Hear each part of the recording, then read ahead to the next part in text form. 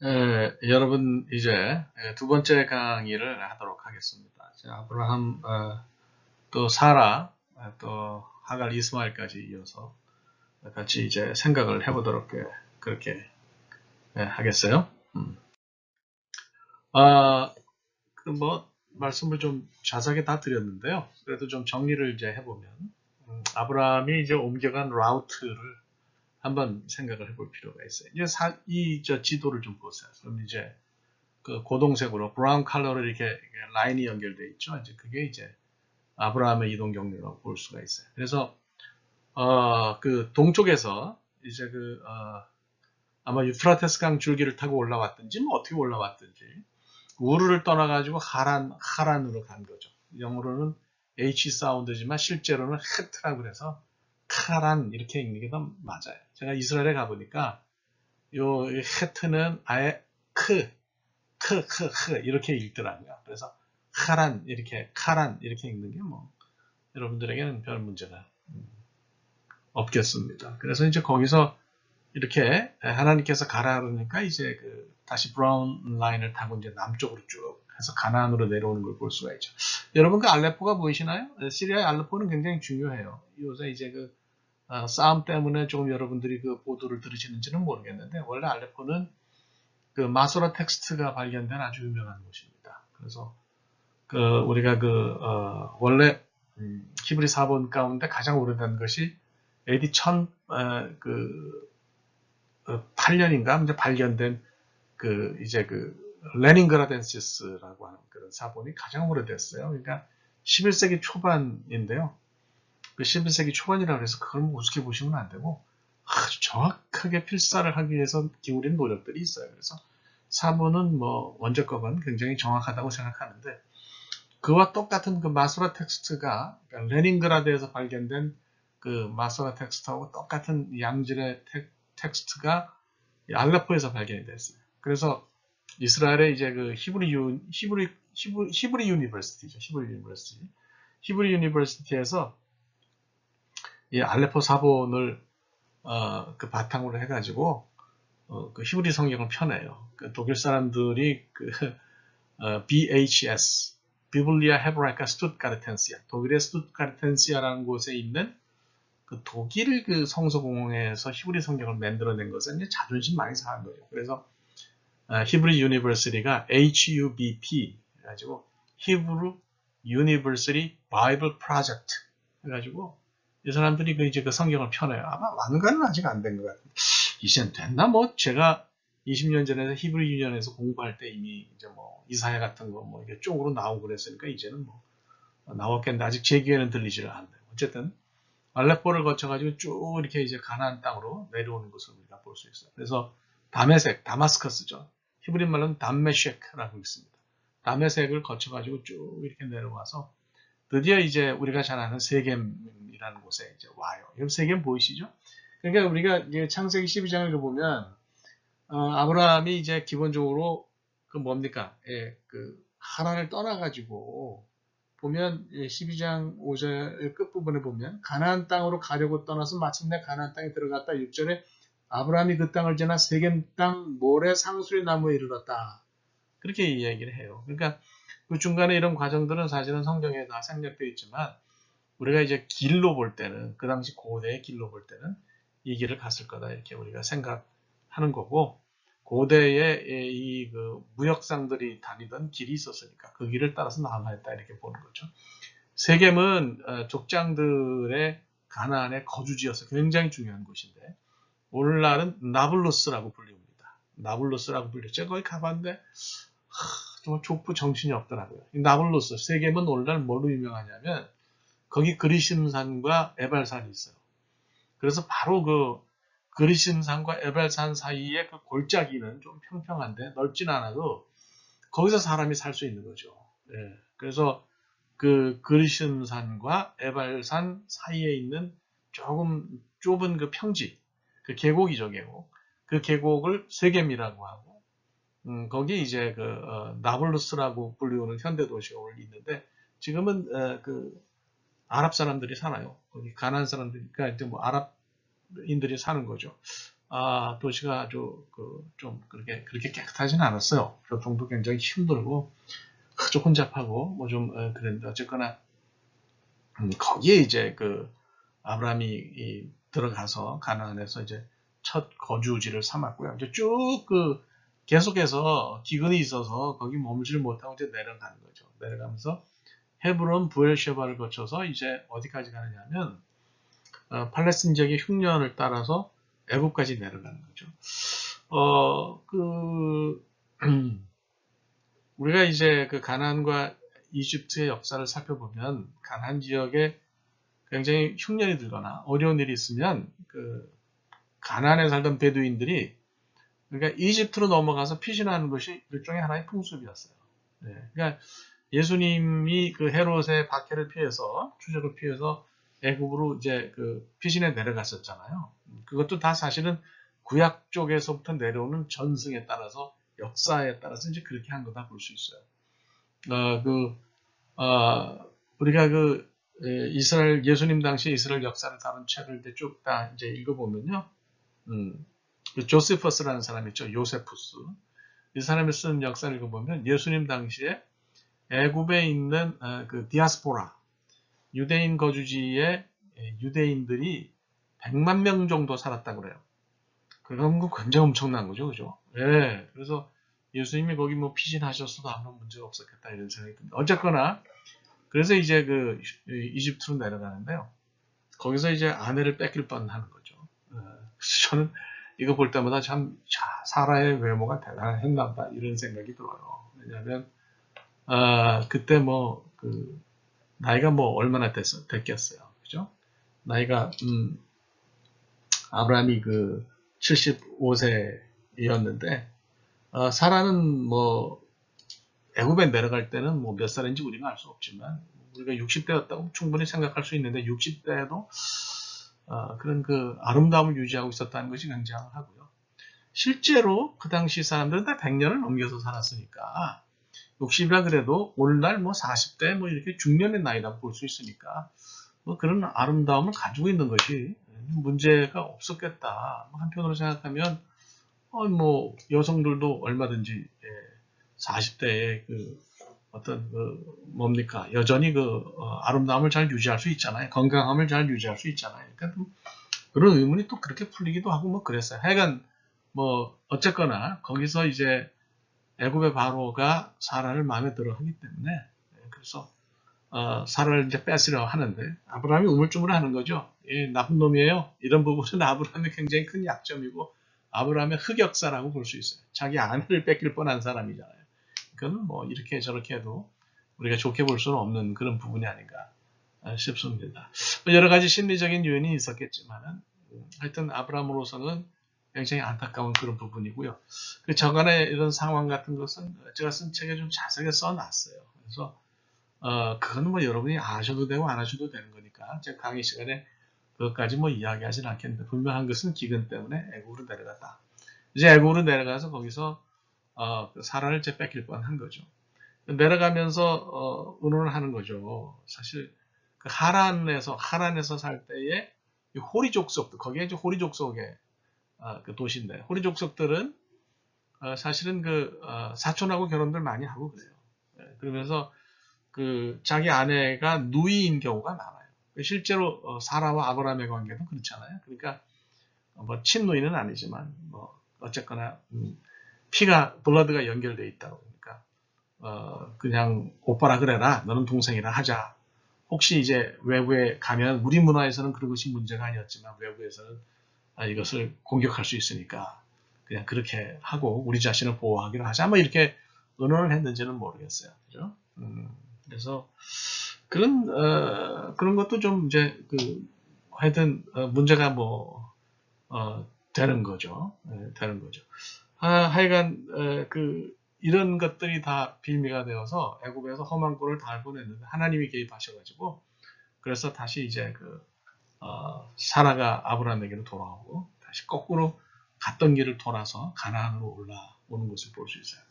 그래서 아브라함은 가나안으로 다시 돌아와서 롯과 헤어진 다음에는 헤브론에 정착합니다. 헤브론에 정착하고요. 그 헤브론 보이시죠? 네, 헤브론이 막벨라 굴도 있는 곳이에요. 그 헤브론에 정착을 하고 그 밑에 이제 부엘셰바, 헤브론과 부엘셰바를 이제 왔다 갔다 하면서 이렇게 그 살았어요. 그래서 아마 건기에는 헤브론에 살았을 것 같고 우기에는 부엘셰바에 살았을 것 같아요. 그럼 왜 이렇게 왔다 갔다 하면서 사느냐? 아브라함이 양치는 사람이었기 때문에 그렇습니다. 양치는 사람들은 한 곳에 머물 수가 없거든요. 양들을 이게 저기 몰고서 방목하다시피 하는 거니까 쭉 이렇게 풀 뜯어 먹도록 초지를 다니면서 이동을 하니까 헤브론과 부엘셰바 사이를 왔다 갔다 했는데 학자들은 그렇게 얘기해요. 부엘셰바는 거기는 메마른 광야예요. 가보니까 아무것도 없어요. 정말 와디나 있고 뭐 그래요. 1년 강우량이 200mm에 불과해요. 200mm면 어느 정도냐면 정말 거기서 조금 더 비가 덜 오면 아무것도 생산할 수 없는 농작물을 기른다는 것은 생각할 수 없는 어떤 그런 정도의 그거예요. 그래서 제가 이스라엘 갔을 때 저를 안내하신 분이 지금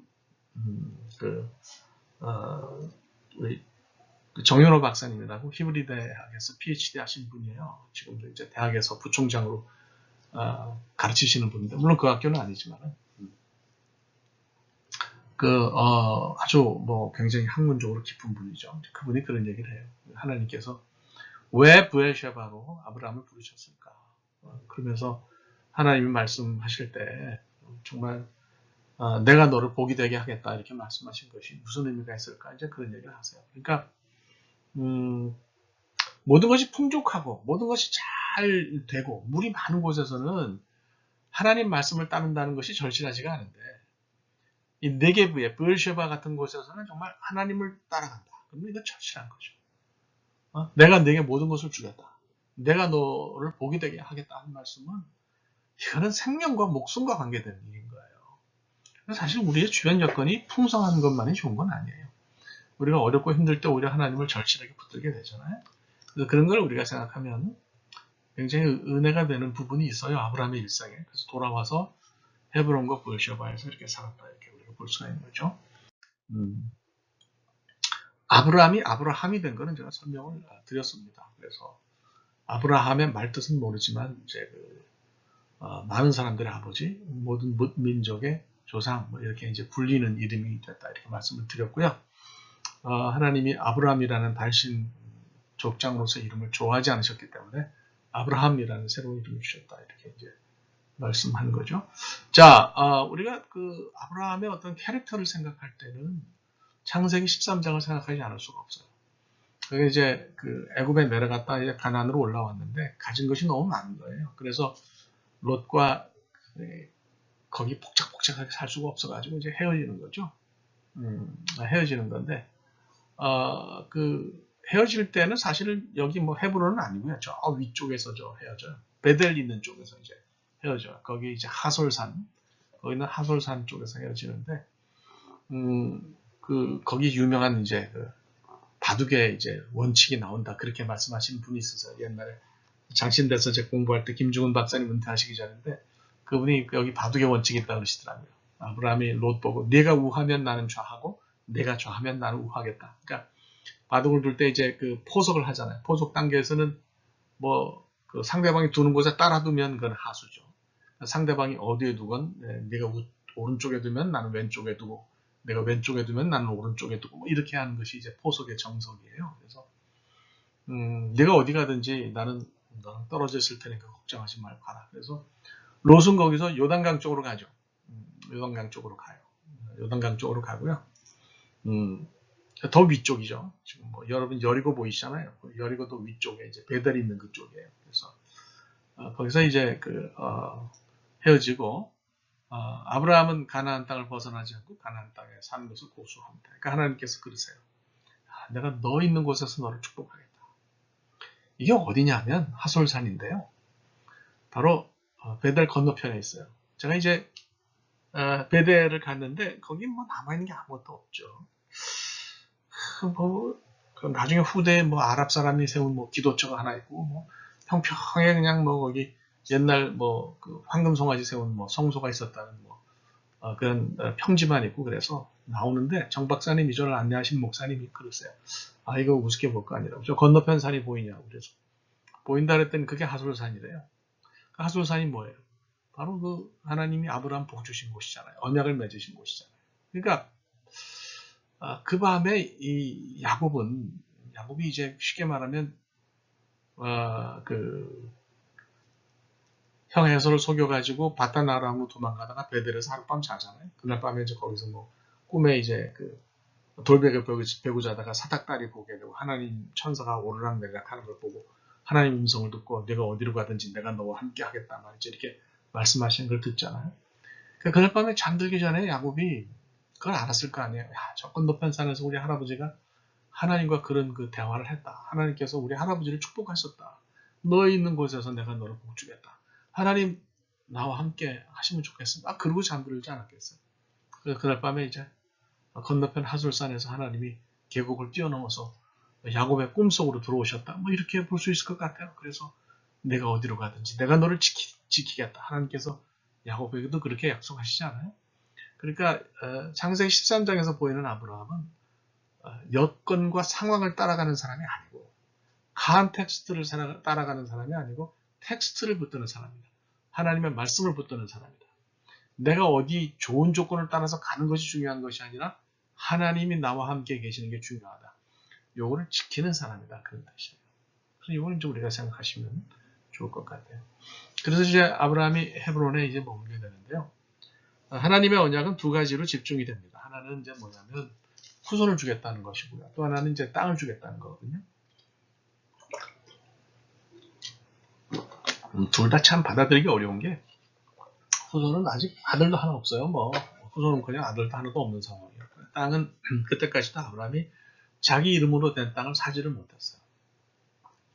나중에 이제 그 사라에 가서 좀 얘기를 하겠는데 사라가 죽고 나서 그 막벨라고를 처음으로 샀어요. 그 전까지는 이 사람이 sojourner, 나그네였기 때문에 나그네는 땅을 살 권리가 없었어요. 거기서 그렇게 오래 살았는데 몇십 년을 살았는데 이 사람들이 아브라함을 같은 거주민으로 생각을 안 해가지고 아브라함이 땅이 없었어요. 그죠? 그러니까 땅도 없고 후손도 없는데 하나님 주신다 그랬잖아요. 참 대단한 거예요. 이거를 믿음으로 받아들이고 밤에 끌고 나가서 하나님 말해줘. 뭐 밤하늘의 별처럼 내 후손을 많게 하겠다. 그러니까 아브라함이 그걸 받아들이고 믿으니까 하나님이 그것을 의로 여기셨다. 그랬잖아요. 그러니까 그런 것들이 참 굉장한 사건이다. 이런 생각이 듭니다. 그래서 이제 아브라함이 그날 창세기 15장에서 제사를 드리고 이제 밤에 자는데 시커먼 흑암 같은 것이 아브라함에게 임하죠. 어둠 같은 게. 이 아펠라라고 하는 거, 이 다크네스인데 이거는요 아주 짙은 어둠인데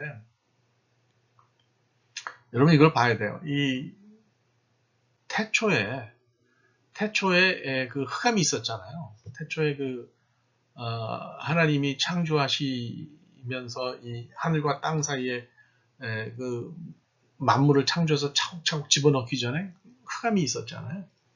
그 흑암하고 이 창세기 15장에서 아브라함이 본 흑암하고 연결이 된다고 우리가 볼 수 있는 거죠.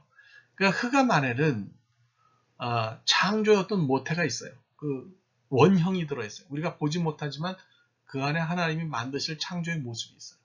아브라함에게 흑암이 임했다고 하는 것은 하나님이 아브라함의 삶을 뭔가 만드시겠다고 하는 그런 말씀으로 우리가 이해를 할 수가 있는 거거든요. 우리도 마찬가지인 거죠. 우리 미국에 살면서 우리의 미래가 잘 보이지 않을 때가 있어요. 깜깜할 때가 있어요. 앞에 보이는 것이 온통 짙은 어둠일 때가 있지만 하나님께서 그 안에 우리 삶을 만들어 가실 무엇인가 집어넣으셨다고 생각하고 믿음으로 그것을 바라보고 하나님이 아브라함에게 언약하신 것처럼 우리에게도 언약하신다 이렇게 우리가 생각하면 좋겠습니다. 창세기 17장에 가면 이제 드디어 이제 할례 언약이 있고요. 여기서 이제 이름이 다 바뀌는 그런 모습이 있어요. 그 중간에 15장과 16장 사이에 사람이 참 약해요. 그러니까 하나님이 그렇게 약속하시고 아브라함의 믿음을 의로 여기실 만큼 그가 믿음을 보였는데 16장에 가니까 또 의심하는 거죠. 그래서 하갈을 통해서 이스마엘을 낳습니다. 사람의 모습이라고 보여지고 이거는 그 아브라함이 철저하게 잘못한 거라고 볼 수 있죠. 어쨌거나 이것이 이제 아브라함 집안의 불씨가 되고 오늘날까지 이어지는 그 불씨의 원인이 됩니다. 중동 지역의 충돌의 원인이 되는 거죠. 창세기 21장에 가면 이제 이삭을 낳은 사건이 있어요. 이츠학. 영어로 하면 번역을 하면 he will laugh. 그 웃을 것이다 이제 그런 뜻이 돼요.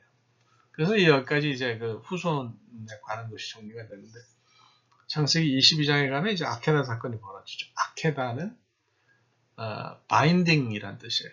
그래서 하나님께서 아브라함이 명령하셔서 이삭을 모리아에 가서 이제 묶어서 번제로 드리라 그랬잖아요. 그래서 그 유대주의 안에서는, 주리어즘 안에서는 요 창세기 22장의 사건을 아케다, 바인딩이라고 하는 그런 이름을 붙여서 별도로 기억을 하고 있어요. 주리어즘 안에서는 모리아산이 예루살렘입니다. 예루살렘이어서 예루살렘 성전이 있는 시온산이기 때문에 결국 그곳이 이제 그들의 성전 땅이 되었다고 이렇게 아주 굳게 믿죠. 그 전승의 그 신빙성이 있는 부분도 상당히 있어요. 그래서 이 창세기 22장을 통해서 하나님께서 그 이삭도 건지시고 구원사도 건지셨어요. 만약 거기서 이삭이 잘못했으면 구원사도 없는 거죠. 사실은. 그래서 그 순양의 뿔이 이제 덤불에 걸려 있는 것을 보고 아브라함이 그 양을 대신해서 제사드리고 이제 이삭이 구원을 받잖아요. 그래서 그 뿔을 지금도 이스라엘 사람들은 신년이 되면 그 붑니다. 그 뿔 나팔을 불어요. 그러니까 뿔과 이 구원은 그런 관계가 있어요. 이스라엘 백성들에게. 그래서 창세기 22장에서 이스라엘을 구원하신 하나님의 언약이 다시 한번 구체화됐다 이렇게 볼 수 있고, 또 이제 신약과 연결되면서 우리에게는 그것이 언약으로 또 와서 닿는다 이렇게 볼 수가 있는 거죠. 아브라함의 아내는 이제 사라인데요. 사라가 이제 아브라함이 남편이 가나안으로 간다 그러니까 따라 나가는 거죠. 사라는 뭐 별 크게 뭐 등장해서 말하거나 그러지는 않아요. 근데 이제 애굽행에서 문제가 좀 되죠. 이 말없음이 정말 동의이냐 아니면 아브라함의 의견에 반대하는 거냐, 이걸 이제 좀 생각을 해볼 필요가 있는데요. 오늘날 이제 본문을 다 이야기가 끝나고 나서 보면 사라가 아브라함에게 많이 실망했겠다. 그녀가 애굽에 가서 뭐 노이라 그러자 뭐 이런 그 말을 한 아브라함의 제안에 말이 없었던 것은 동의가 아니라 일종의 그 항거가 아니었나, 이제 이렇게 우리가 생각할 수가 있는 거죠. 어쨌든 그 사건을 통해서 애굽으로 시집갈 뻔했는데 하나님이 개입하셔서 다시 아브라함과 함께 돌아왔어요. 17장에 이르게 되면 이제 그 하나님이 이름을 바꿔주시죠. 사레, 말씀드린 것처럼 다윗 시인의 공주로부터 하나님의 공주가 됐죠. 그래서 이름 바꿔주신 거, 그런 거 생각하시면 좋겠고요. 창세기 21장에 이제 이삭을 낳았어요. 이름을 이츠학, 그가 웃는다 이렇게 정했는데, 하나님이 나를 웃게 하신다 이렇게 이제 창세기 21장에 사라가 이렇게 고백을 해요. 이츠하크라고 하는 이름의 주어가 누군지는 좀 생각을 해보세요. 하나님이 웃을 수도 있고, 이삭이 웃을 수도 있고, 아브라함이 웃을 수도 있고, 뭐 그래요. 하여튼 이츠하크라고 하는 짜하크라는 동사의 imperfect form인데요. 미완료 형태인데요. 3인칭 단수예요. 그 3인칭 단수에 해당하는 주어가 누굴까 하는 우리 묵상의 주제입니다. 그래서 정말 누가 됐든지 그것이 오늘날 우리에게까지도 연결된다. 나라고 하는 사람에게까지도 연결된다. 이렇게 생각하고 하나님이 내가 웃을 수 있도록, 그래서 결국 He will laugh, 그럴 때 내가 웃는 거로 해석한다 그러면 하나님은 내 삶에 웃음을 주시는 분이다. 이렇게 우리가 볼 수도 있겠어요. 창세기 22장에 이제 아케다와 사라는 굉장히 깊이 생각해야 될 부분이 있어요. 그러니까 아들 사랑은 어머니라고 그러잖아요. 하여튼 우리 한국만 그런 건 아니에요. 아들과 어머니의 관계는 좀 논리적으로 설명할 수 없는 그런 관계죠. 그 이상한 건 창세기 22장에 이삭이 죽으러 가는데 사라가 말을 안 해요. 사라가 사라지는 거예요. 그 참 이상하잖아요. 그래서 그 브레시드 브라바라고 하는 유대주의의 이제 그 랍비들 주석을 보면 랍비들이 거기 주목한 거예요. 아니 이게 아들 얘기고 엄마가 자기 의견을 이야기할 수 있는 부분인데 어떻게 사라가 사라지느냐 해서 이제 그 부분을 이제 이야기를 하면서 쓰죠. 그래서 아브라함이 이삭을 데리고 사라진 다음에 사탄이 할아버지를 변장하고 와가지고 일러 바친다는 거죠. 근데 하나님이 아브라함더러 이렇게 하라 그래서 지금 네 아들 데리고 갔단 말이죠. 그래서 그 순간에 사라가 심장이 터져 죽어요. 네. 그래서 뭐 하여튼 그래서 재미있는 것은 이 사람들이 그 사라의 죽음이 은연중에 말이죠. 은연중에 자연사가 아니라 이런 그 충격을 받아서 죽은 거로 이렇게 이런 식으로 연결하는 그런 부분이 있어요. 뭐 어쨌거나 사라는 그거는 이제 랍비들의 해석이니까 뭐 그렇게 죽은 건 아닌 것 같고요. 이제 삶을 마감하는데 사라가 이제 그 세상을 떠나니까 아브라함이 이 막발라고를 해쪽 속으로부터 사지요. 은 400세겔을 주고 사는데요. 저게 바가지인 거죠. 예. 그러니까 그 당시에 땅의 어떤 그 시가로 보면 엄청나게 비싸게 주고 산 거예요. 그래서 아브라함이 하나님의 언약만 믿고 땅에 와서 살았는데 후손과 땅을 주겠다 그러지만 둘 다 사실 아브라함에게 그렇게 확실하게 드러난 건 아니에요. 여기서 아브라함이 믿음이 대단한 사람이구나 하는 생각이 듭니다. 그는 몇십 년을 살았어도 땅을 소유하지 못하는 나그네로 살았고 나중에 땅을 아내를 위한 매장지로 샀는데 그것도 그냥 바가지를 써서 샀어요. 그러면서도 하나님의 약속을 지켜서 가나안을 벗어나지 않았다. 아브라함이라고 하는 사람의 의미를 다시 한번 되새길 수 있고요. 사라도 역시 여기서 같이 동의했기 때문에 이런 일이 가능했겠다. 이렇게 생각을 합니다. 남아있는 사람이 이제 하갈하고 이스마엘인데요. 그 창세기 16장을 보면 이제 15장과 17장 사이에 16장에 이제 사라 하갈 얘기가 나와요. 갈등이 생기는 거죠. 하갈이 이제 아이를 갖게 되니까 자기 주인인 사라를 무시하게 되는 거죠. 사람이 그런 것 같아요. 뭐 어쩔 수가 없는 그런 부분인지도 모르겠는데. 그래서 사라가 학대를 합니다. 역시 사라도 사람인 거죠.